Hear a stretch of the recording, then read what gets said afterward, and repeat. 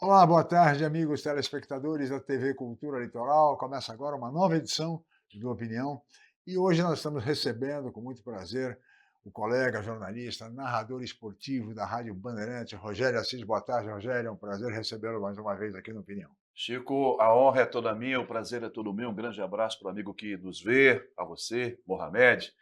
Vamos para mais debates, né? Mais Temas debate. Tem interessantes que a muita coisa. gente Roberto sempre Mohamed discute. também participa, nosso comentarista, o advogado Roberto Mohamed Amin Júnior. E olha, o Rogério, o Roberto, há um tema que continua aí na crista da onda com relação na política, mas tem a ver com o esporte também, que é o escândalo do BRB, Banco Regional de Brasília, quer comprar o Banco Master por a bagatela de 2 bilhões de reais, é uma negociação ou uma negociata, aí, no mínimo, estranha.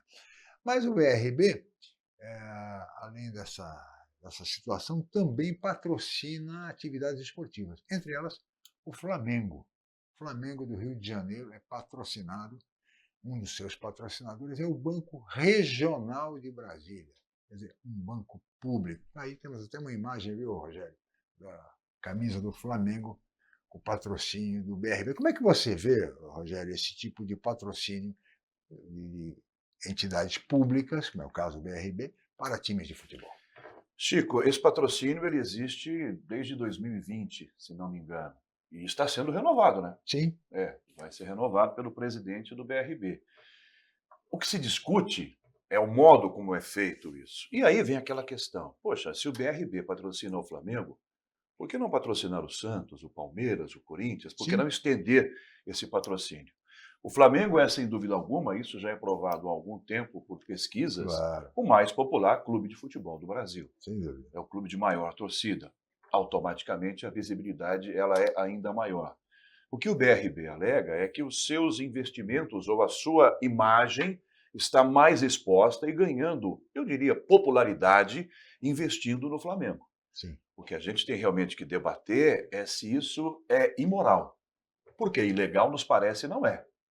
sim. Precisamos ver se isso é realmente moral, se isso pode ser feito, para Uhum. que possa até ser estendido a outros clubes ou a outras atividades, em especial a modalidades, por exemplo, esportivas no Brasil, que não tem nenhum Nenhum apoio. tipo de apoio, né? O Verdade. futebol é um esporte muito caro. O Flamengo é hoje, eu não digo o mais caro dos clubes brasileiros, não é o que mais investiu nos últimos anos, é um dos que mais investiu. Sim. Mas o BRB não poderia patrocinar esportes amadores, de base, que não tem esse apoio todo? Claro, claro. Seria muito mais útil para o país. Roberto Mohamed, É, Roberto, o, porque também eles o- patrocinam vamos lembrar algumas Fórmula 1, coisas. né?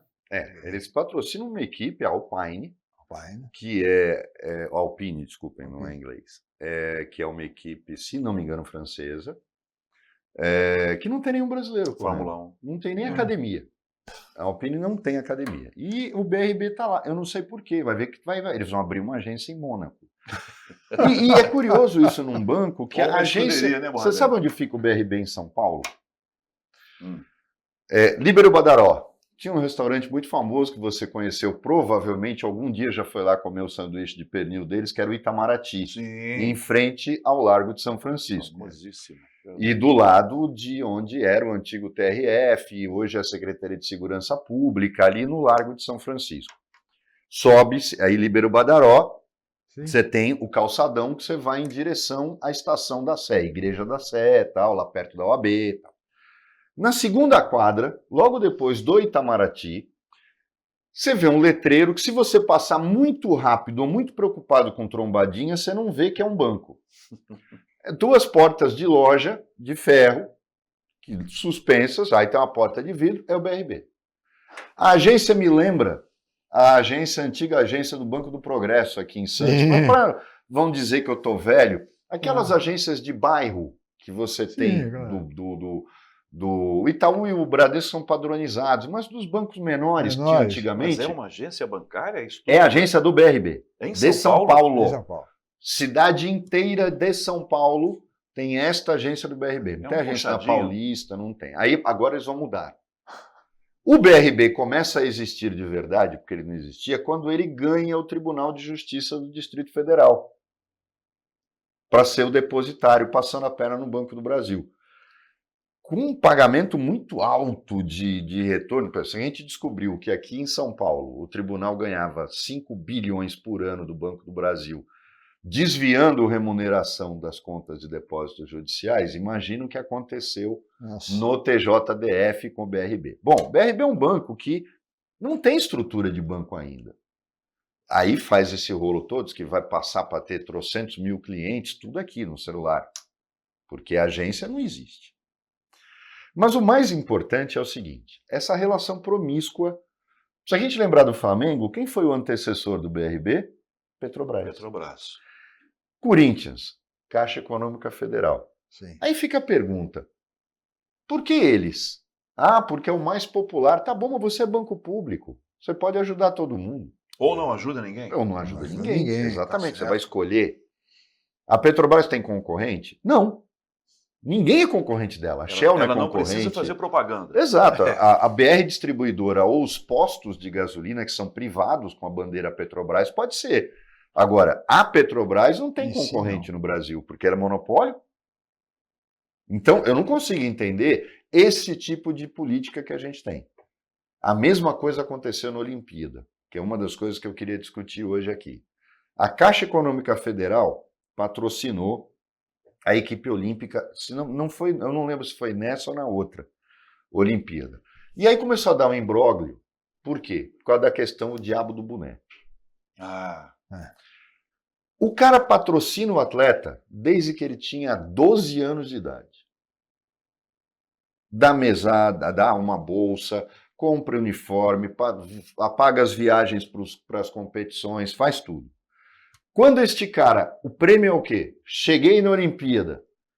Pô, agora eu, patrocinador, vou ter visibilidade. Aparece a Caixa Econômica, bonita, e diz assim, não, só pode usar a minha camiseta e o meu boné. E aquele patrocinador que bancou a conta toda só pode aparecer no Jornal do Bairro. E esse patrocinador, teoricamente pequeno, foi o que fez a carreira. A carreira permitiu que o Carregou ele atleta até ali, chegasse. Essa política é que faz com que a gente não consiga ser um país que vai para a Olimpíada e ganha mais do que 2, 3 medalhas de ouro. Aí vem a questão da questão imoral que eu disse aqui. Você pode isso. discutir se é ilegal ou imoral. Imoral a gente vê que já é. Claro.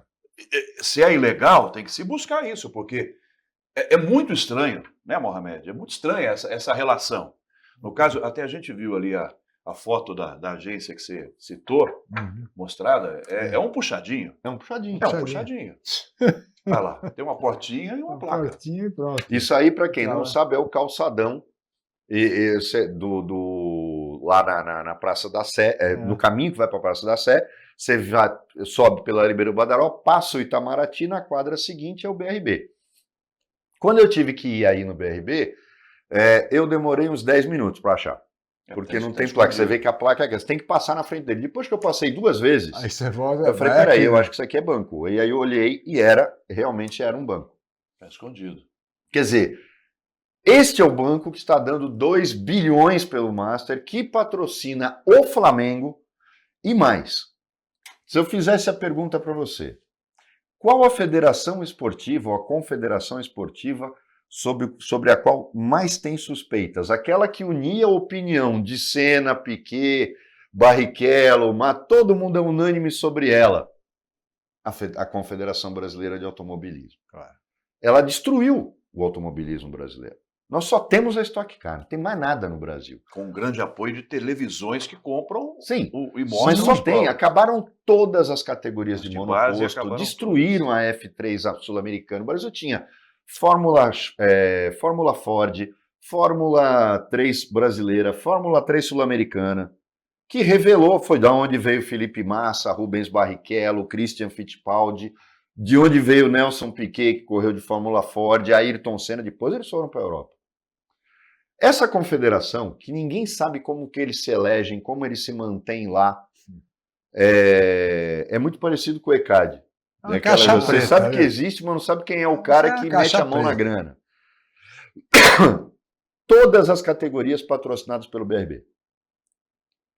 Fórmula Porsche, Stock Car, Stock Car Light, se não me engano, tem são 2, né? Stock Car são 2 categorias. É incrível como esse banco salva e sempre é alguma coisa suspeita. Porque, para quem não sabe, a própria Alpine, a equipe que ele Patrocina. patrocina Que não na é Fórmula brasileira. 1, que não é brasileira e não tem brasileiro, nem mesmo em academia ou em outras fórmulas, é uma das escuderias que mais é investigada pela FIA e pela Liberty, que é a dona da Fórmula 1, porque vive aprontando, principalmente na hora de prestar contas. Tá lá, ó. Aquilo deve custar uma fortuna, não dá para ninguém ver. Porque ela tá do lado E eu de queria outros entender por que o patrocinadores. Banco Regional de Brasília, que tem aquela agência lá em São Paulo, que é a maior cidade brasileira, Banco de Brasília. patrocina a Alpine. Eu acho que vão abrir agência em Mônaco. Qual seria Deve- o interesse? Isso seria, deles? tem que ser investigado. O interesse dele uma é um CPI, debate. sabe? O Congresso Nacional tem que Democracia olhar em isso. Pode, É lógico né? que é o rebate. Isso não tem dúvida Mas nenhuma. qual é o interesse de se patrocinar a Alpine? E agora? Isso mereceria, Rogério, uma investigação séria por parte, se não do Congresso Nacional. Do Banco Central. Que ele, em Mas nenhum eu- momento, o Banco Central deixou de ser responsável pela fiscalização dos bancos. Sim. O Banco Central é o maior protetor dos acionistas dos bancos. E no caso do BRB, o acionista é todo, não é só o morador de Brasília. Esqueça isso. Eu já expliquei aqui no programa de sexta-feira. O Distrito Federal é uma ficção. Tem governador, tem assembleia, tem polícia, mas é uma ficção. É tudo federal. Tribunal de Justiça do Distrito Federal é federal, a PM é federal, a Assembleia, os deputados, é tudo federal. O dinheiro do governo do Estado, do governo do Distrito Federal, é só para fazer metrô, asfalto e algumas estradinhas. Porque quem cuida de toda a... E o que ele tinha que fazer, que era a segurança da Praça dos Três Poderes, no dia 8 de janeiro ele não fez. Ele não fez, mas foi inocentado. Ele é uma figura escrota, né, o Ibanez. Você olha para a cara dele, ele já é uma figura escrota. E um cara que surgiu do nada na política. Não é de espantar, porque afinal de contas o Distrito Federal já teve Joaquim Roriz como governador. Mas a gente tem que ficar se perguntando, é mais um golpe aplicado em todo mundo? Porque o dinheiro é público, o dinheiro é seu, porque quem sustenta o BRB é o de governo federal, não é o governo do Distrito Federal, não. Apesar do nome não mostrar isso. Né? Banco Regional de Brasília. Vamos para o intervalo, Rogério, Roberto, voltaremos em seguida com a opinião.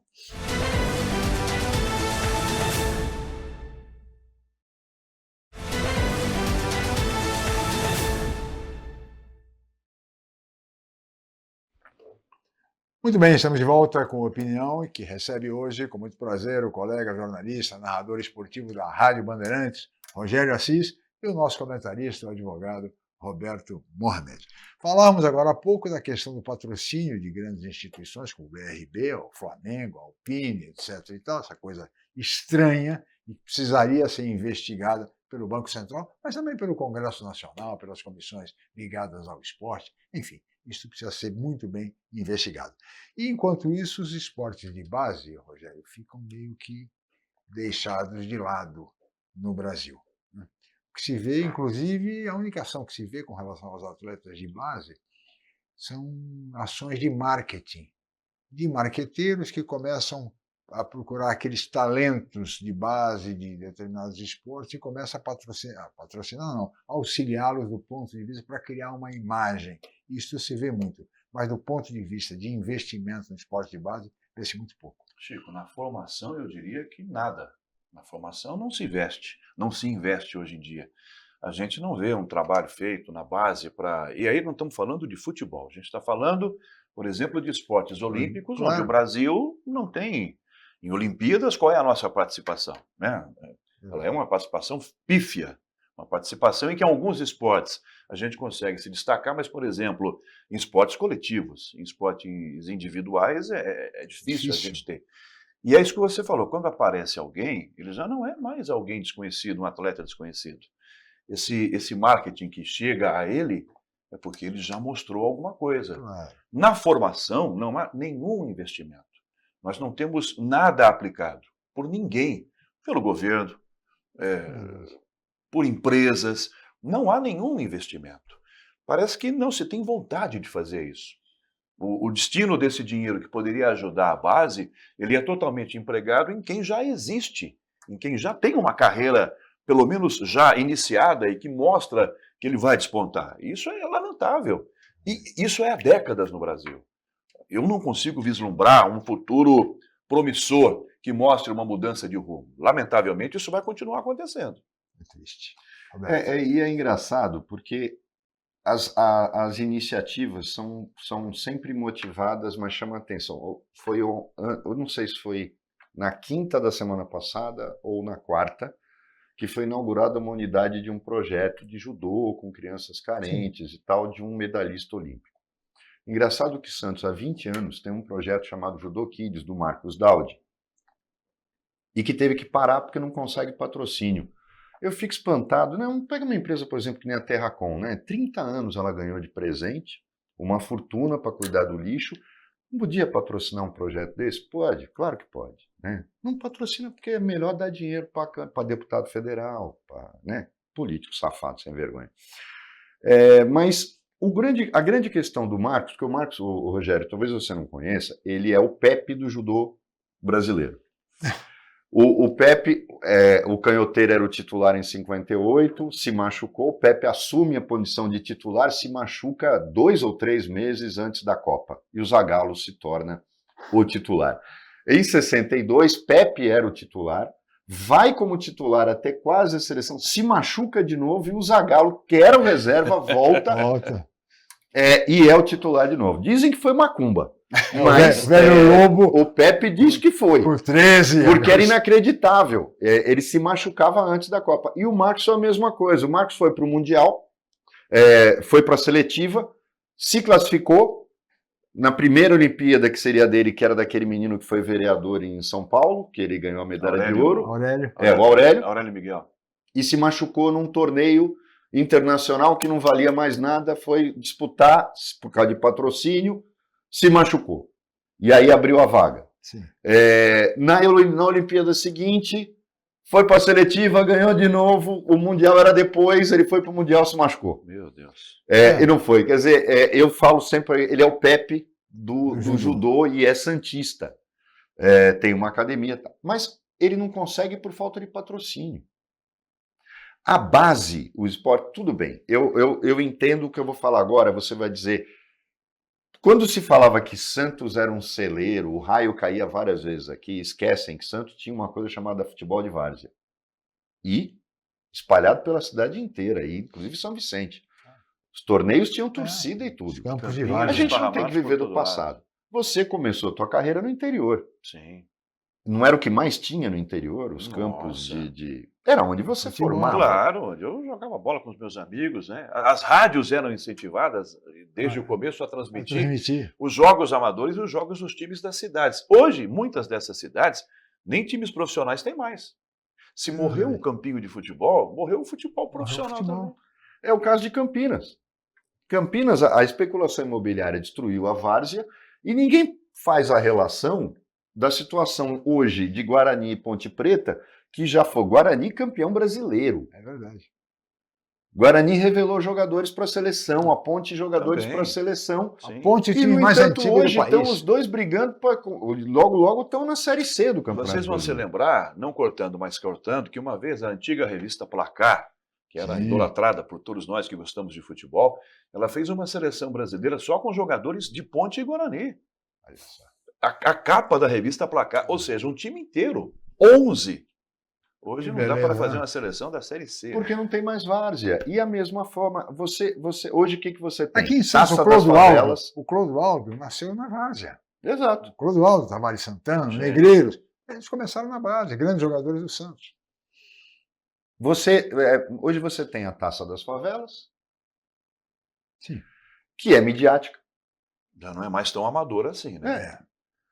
Televisões envolvidas, patrocinadores de sobra, controle da CUFA, até uma série de coisas viraram instituições. O que tem um lado positivo, positivo dessa ação midiática que ajuda a divulgar, mas isso aí não deveria só ser para a Taça das Favelas e pontualmente final dela a televisão mostra. Não, ela tem que mostrar o tempo inteiro. Ela tem que divulgar o torneio e fazê-lo grande o tempo inteiro. E aí tem uma coisa que eu queria ouvir tua opinião, porque você conviveu com o Luciano do Vale, que foi o cara que foi responsável pela popularização, por transformar o vôlei, por exemplo, no que ele virou, no que ele se tornou no Brasil. Mas tem uma coisa que me chama a atenção, Rogério, que não havia no basquete.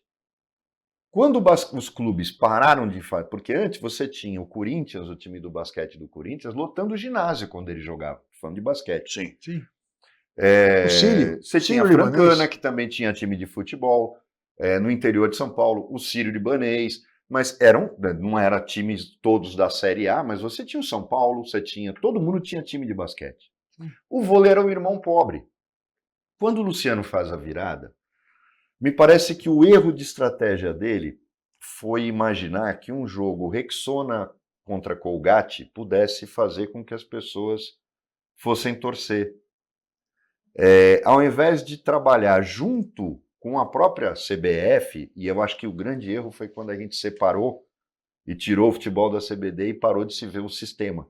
Você começa a ver cada esporte separado.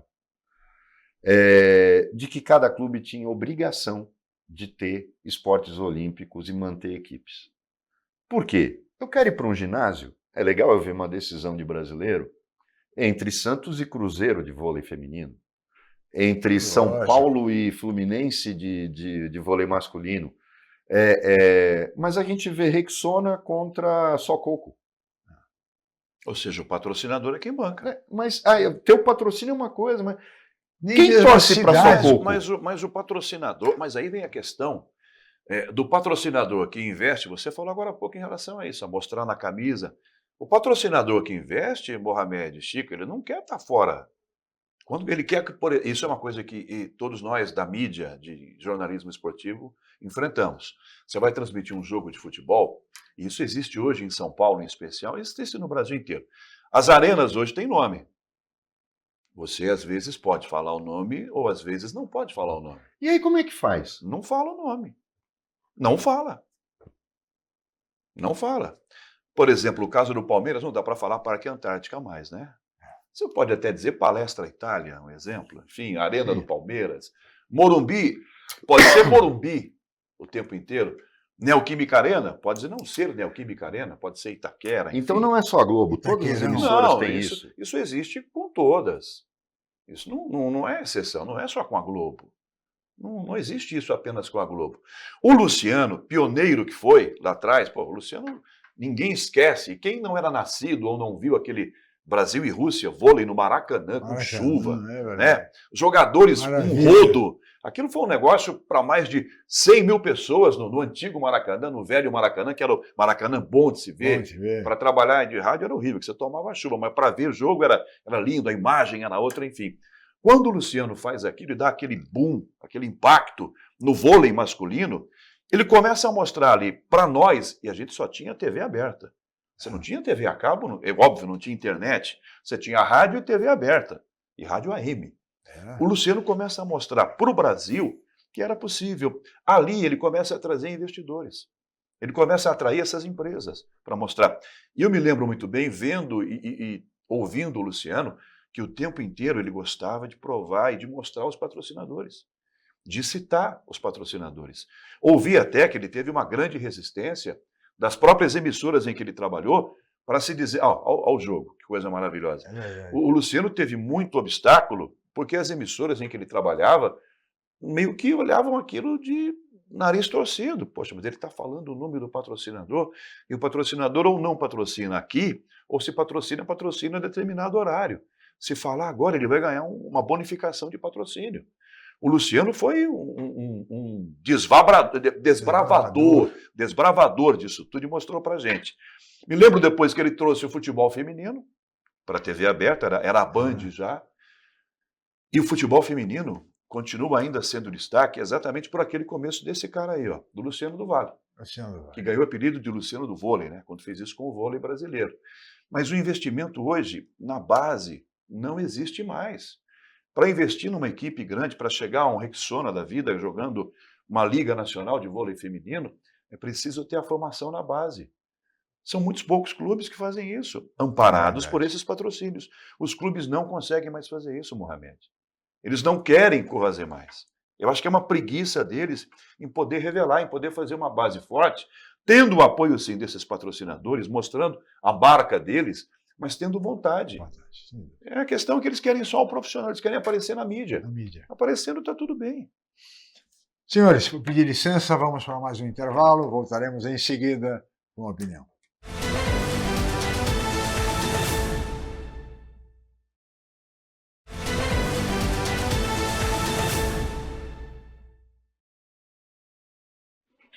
Muito bem, estamos de volta com a opinião que recebe hoje, com muito prazer, o colega jornalista, narrador esportivo da Rádio Bandeirantes, Rogério Assis, e o advogado, nosso comentarista, Roberto Mohamed. Falávamos agora há pouco em esporte de base. E veja, Rogério, é um tema envolvendo a questão esportiva que também os governos poderiam e deveriam investir mais. Porque sabe-se perfeitamente que o esporte é a melhor alternativa para tirar a criança da rua, ao lado da educação. E não se vê isso, no entanto, nas nossas escolas, nas redes públicas. É comum na rede pública de educação, Rogério, falta o professor, por exemplo, de geografia. Classe, vai para a quadra. Dá uma bola e vai Dá para a uma quadra. bola e vão para a quadra. 50 crianças, 40 crianças na quadra. Faltou o professor, vai para a quadra. E fica essa coisa meio desorganizada, quando o esporte poderia ser a grande alternativa, a grande saída para essas crianças que muitas vezes não têm aonde ficaram e acabam ficando à mercê, lamentavelmente, do crime organizado. Você sabe que Por que agora, isso acontece? você falando, me lembrou da minha juventude, da minha adolescência, enfim, da minha votuporanga, frequentando escolas públicas em que a gente tinha aula de educação física. É verdade. E era algo maravilhoso, porque você tinha que ir uniformizado. Sim, claro. Meia, um calção, uma camiseta, acho que era tudo branco, Todo, se não me é. engano. E era uma coisa, era como se fosse uma aula de matemática, ciências, Não, português, lógico. tinha a mesma seriedade. Mesmo assim, Com o professor lá, mostrando, e até tinha fundamento, que era algo que na época não, garoto, eu não tinha essa percepção, mas depois de uns anos, você fica imaginando, porque poderia ser fácil para o professor, joga uma bola lá e vamos embora. Não, mas tinha uma educação física e tinha a educação de se ensinar a criança a aprender a jogar o É esporte. verdade. Porque eu vou falar em relação aos meninos, a gente gostava de jogar futebol, Sim. a gente não queria jogar basquete. Mas tinha aula de basquete também. Sabe uma aula que tinha, que eu adorei depois conhecendo? Handball. Fazer o gol com a mão, que coisa mais sem graça, né? Jogar com a mão um para o outro e fazer um gol com a mão. Mas depois aquilo pegou, e eu me lembro que a gente tinha, a escola chamava-se o Zenir Coelho Zeituni. Lá no Zenir a gente tinha um time de handball, eu era grandão já, porque eu sempre fui mais alto que todo mundo, eu fazia gol dos menininhos, porque eu era pequenininho, ficava na frente, enfiava a mão, e eu gostava. Ali era a educação física que a gente queria ter, e que imagino possa ter exercido alguma influência na formação Claro. do homem, da mulher, né, daquela criança. Hoje o investimento é zero. É zero, Roberto. É zero. Mais isso. Eu fiz um programa de rádio com o Las Grael falando justamente disso. A partir do momento que tiraram a educação física do currículo obrigatório das escolas, você matou o esporte de base no Brasil. Vamos lembrar da nossa região. A gente tinha os Jocobas, Sim. que eram os Jogos Colegiais da Baixada Santista, Isso. basicamente no Rebouças, que é um ginásio público, Sim. e os Jubas, Jogos Universitários da Baixada Santista, que era roteiro obrigatório. Quando tinha os Jubas, a cidade entrava em festa, É verdade. né, produzindo coisas assim, músicas que até hoje quem jogou lembra, né, criou figuras como o boneco da engenharia, que a gente não pode, não é de bom tom falar o nome, mas Era uma as festa, faculdades, uma festa. as universidades acabaram com o Jubas.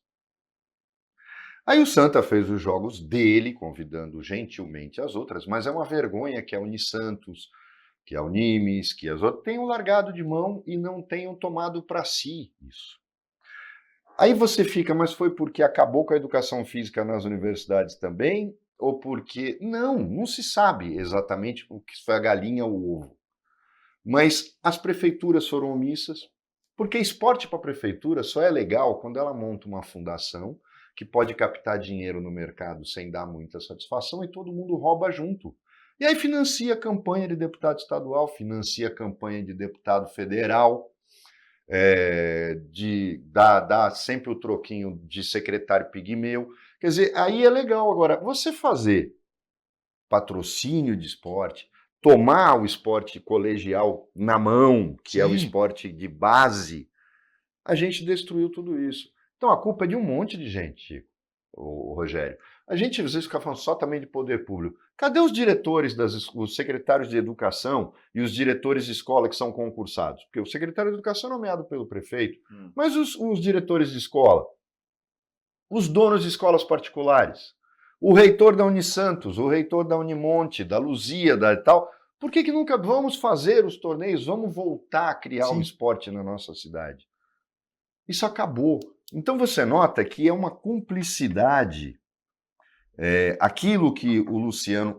O projeto do Luciano só deu certo porque ele conseguiu convencer aquelas empresas, apesar de tudo, ele conseguiu convencer aquelas empresas, talvez num modelo que foi o único que ele encontrou, porque o certo é ele pegar e falar, Flamengo, vem aqui, vou juntar você com a Rexona, vocês vão montar um time. Corinthians, vem aqui, eu vou juntar você com a Colgate para montar um time. Ele foi direto no patrocinador, a exposição que eles teriam. Não, e a lábia dele para convencer, porque estava na cara que no começo não ia ter visibilidade. O patrocinador ia investir o dinheiro numa propaganda, num marketing, que ele não ia conseguir um retorno tão imediato. Mas ele conseguiu. Essa vontade que ele teve, falta hoje. Na iniciativa privada, você vê que falta na base. Fica todo mundo culpando o governo, como se... nos Estados Unidos não é o governo americano que incentiva o esporte. São as universidades, as escolas, depois vem os clubes. O esporte no Brasil não nascia no clube. Não era no Pinheiros que se formavam atletas. Era no Colégio Canadá, era nos colégios em São Paulo, era nos colégios no interior, lá é que nascia. Escolas estaduais, na periferia. Era aí que surgia. E surgindo talentos, inclusive. Sim. Porque havia, de fato, a aula, como você bem disse, Rogério, a aula de educação física, professores de educação física. Aqui em Santos mesmo, o grande diretor do Colégio Canadá, o professor Edésio Del Santoro, era da área de esportes. Um grande professor, Guaraná Rodrigues, enfim, entre tantos outros, professores de fato de educação física. E como bem disse o Rogério, ensinavam o fundamento dos esportes. Não era pega a bola e vai jogar bola, não é isso. E o professor ficava... daqui a pouco eu volto, eu vou tomar um café. Não, a aula era aula. Uma hora de aula, 60 minutos, quer dizer, funcionava. E não existe melhor alternativa para tirar a criança da rua. Quer dizer, que é o esporte. E, no entanto, não se Porque no meu caso, eu vou lembrar rapidinho, Chico e Mohamed. Eu estudava, por exemplo, no período da tarde. A educação física era de manhã. Ou seja, eu saía da minha casa de manhã, eu não ia para a rua, eu ia para a educação física. E voltava para casa para estudar à tarde. A ocupação existia. Né? Hoje não. Hoje, infelizmente, né, Roberto, não tem mais nada disso. E não se vê essa preocupação, esse investimento com alguma coisa tão extraordinária como é o esporte. O esporte permite que a criança lide com a frustração, permite que a criança saiba competir, o que é importante. Ela aprende na prática. Aprende na prática, exatamente praticando esporte. Mas, Chico, aí você vai... se a gente for olhar para o futebol, que o Brasil é monotemático, mas o que me espanta... Eu já ouvi essa discussão na Bandeirantes. Algumas pessoas na Bandeirantes discutindo isso e lamentando que a gente não tenha... Você não tem mais futebol de base. Você tem escolinhas particulares de futebol com empresários por trás delas e só através de indicação destas escolinhas, isso me parece é caso até de polícia, mas infelizmente acontece em todos os clubes.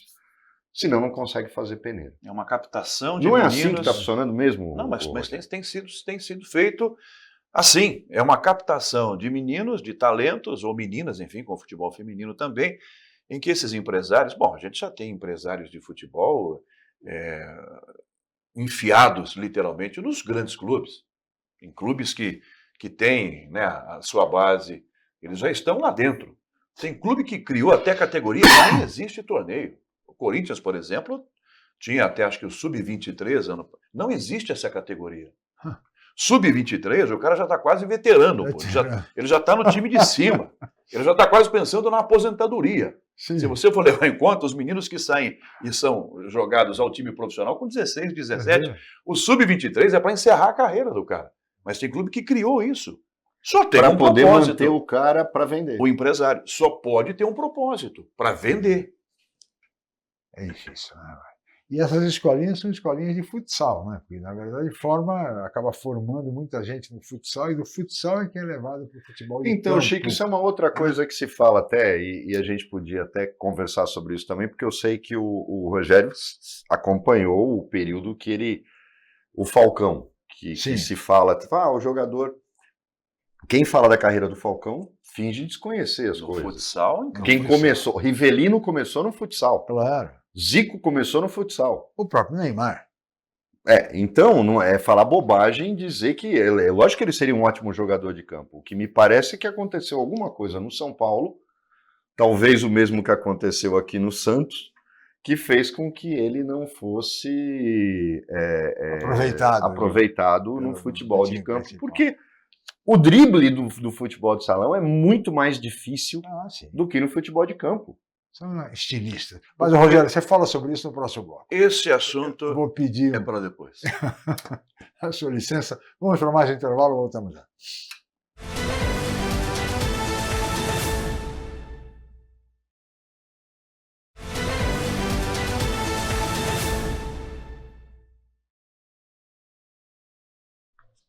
Muito bem, de volta com a opinião. E agora vamos para o último bloco do programa, passa muito rápido.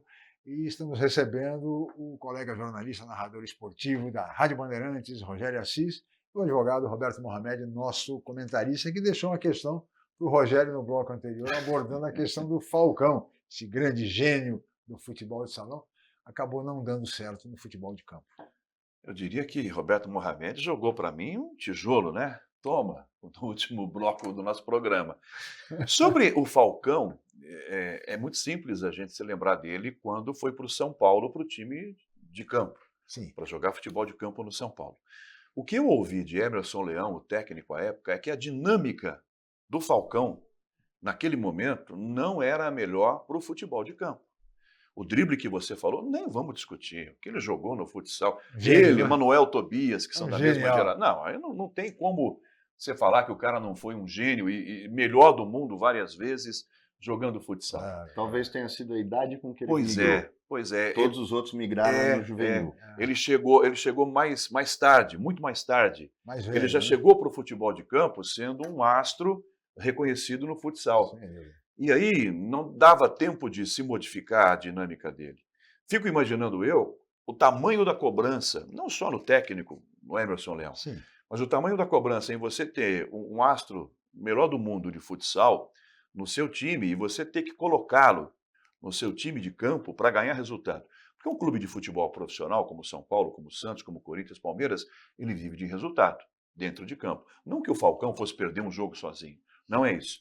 Mas é toda uma engrenagem que precisa de todas as peças funcionando muito bem. O Falcão não era uma peça que funcionava bem jogando futebol de campo. A menos que o São Paulo ganhasse um jogo de 5-0 e você o colocasse em campo para passar para em cima da bola, dar uma carretilha. Até aí tudo bem. Mas para a engrenagem do futebol profissional, ele não estava pronto. Porque era mais forte que ele, né, ser individualista. Claro. Que é característica do futebol do futsal. Claro. Uma pena, porque realmente foi genial, né? O Falcão. Eu queria dar uma mudada de assunto agora, o Chico, porque eu acho que você vai entender onde eu vou querer chegar com a pergunta, né? Porque todo mundo agora especulando nomes para o comando da seleção brasileira. Eu não lembro de uns 10 últimos anos que algum time português tenha chegado na Champions League na fase de mata-mata, na fase de quartas de final. Não lembro de nenhum deles. Dos três grandes, Benfica, Sporting e Porto. Eles disputam no máximo aquela Copa Europa, que é a Liga Europa. A segunda divisão do continente. Portanto, o futebol português, na Copa do Mundo, só depende do Cristiano Ronaldo. Teve aqueles momentos de ganhar a Eurocopa e tal, mas nada morre na praia nas Copas do Mundo. E agora só fala o nome de português para treinar a seleção brasileira. Mas que diabo de futebol que não consegue fazer nada pelo seu próprio país e que quando fez foi com... Detalhe, quando ganhou a Eurocopa foi com o Filipão, brasileiro. Sim. Por que agora a gente só quer português na seleção brasileira? E o terceiro lugar na Copa do Mundo da Inglaterra, em 1966, foi com o treinador brasileiro Otto Glória. E depois com o próprio Filipão, um outro terceiro lugar. Carlos Alberto Silva teve uma passagem boa pelo Porto também, né? E agora, 80, a gente tem um português no Palmeiras, o Jorge Jesus, uma temporada no Flamengo. Pronto. Agora, o negócio é ter português. Fala-se agora num outro nome, né? O José Mourinho, para dirigir a seleção brasileira, Rogério Assis. Meus amigos, aí a questão não é a nacionalidade, a questão é a capacitação. O Abel chegou outro dia que, antes do Palmeiras, o Abel era um desconhecido. Sim.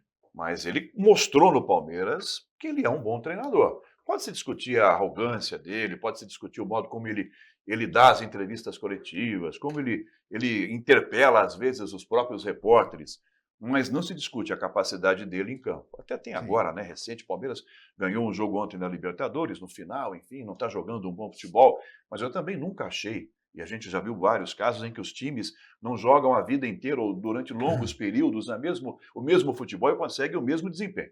Está acontecendo com o Palmeiras agora, o que não tira a capacidade do Abel. O Abel foi revelado no Palmeiras. O mundo descobriu o Abel no Palmeiras. Mourinho saiu da Europa e é o nome que é. Jorge Jesus não era lá um grande nome antes de vir para o Flamengo. Não Sim, era. Talvez maior que o do Abel. Acho que maior do que o Abel até, em Portugal. Se destacou e apareceu. Hoje, o que a gente tem que colocar em questão é o currículo de cada um deles. O Abel tem currículo hoje para dirigir a seleção brasileira? Tem pelo Palmeiras. Mourinho tem? Tem também. Jorge Jesus? Tem também. Tem, mas também tem para dirigir. O que não significa que os treinadores brasileiros não tenham capacidade de treinar a seleção. Mas é que a gente continua sendo aqui, sempre aqui, Mohamed e Chico, naquele círculo vicioso. São sempre os mesmos. Saía do Tite, ia para o Muricy, que já se aposentou, voltava para o Dorival, vinha para o Mano Menezes, voltava para o Tite. Nós tínhamos sempre aqui 3 ou 4 nomes. Às vezes colocavam o Renato Gaúcho, que eu nunca achei capaz de treinar a seleção, mesmo na melhor fase dele. Sim. E agora está descartado de vez que ele acertou com o Fluminense. Os portugueses, Mohamed, ditos por você aqui, eles têm mais capacidade que os nossos. A menos que um italiano queira. Portugal formou uma escola de técnicos? Eu acho que pela quantidade de técnicos lançados no futebol mundial, Portugal conseguiu esse espaço, Chico. Porque ele lançou o futebol português, vários técnicos pelo mundo todo.